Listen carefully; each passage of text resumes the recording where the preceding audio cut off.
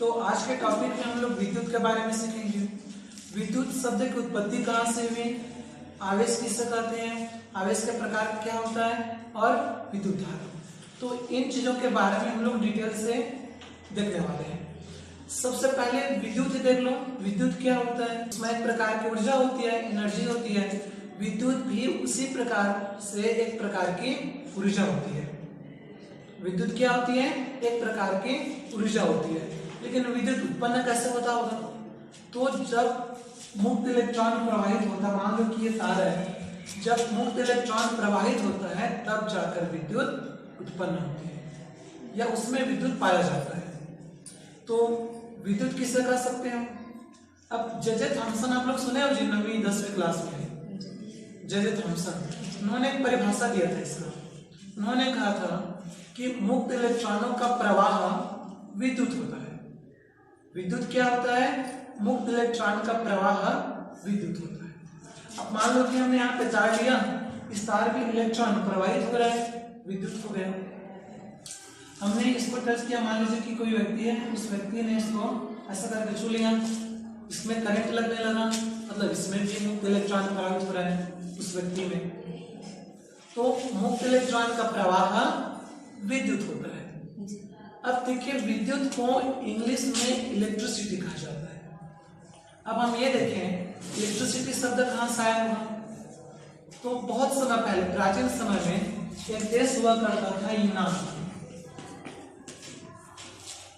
और वहां पे समुद्र किनारे, मान लीजिए कि समुद्र किनारे है, तो समुद्र के किनारे में एक पदार्थ पाया जाता था एम्बर, जिसे वहां के स्थानीय भाषा में कहते थे इलेक्ट्रॉन। इलेक्ट्रॉन ये क्या करता था, जब एम्बर को रेशम से घर्षण कराते थे तब ये छोटे छोटे कागज को अपनी ओर आकर्षित कर लेता था। तो इलेक्ट्रॉन शब्द से इलेक्ट्रॉन शब्द बना, और उस इलेक्ट्रॉन से इलेक्ट्रिसिटी शब्द की उत्पत्ति हुई। और विद्युत को अभी हम लोग इंग्लिश में इलेक्ट्रिसिटी ही कहते हैं। तो क्या सीखे हो, सबसे पहले हमने विद्युत के बारे में जाना कि वास्तव में विद्युत एक प्रकार की ऊर्जा होती है, एनर्जी होती है।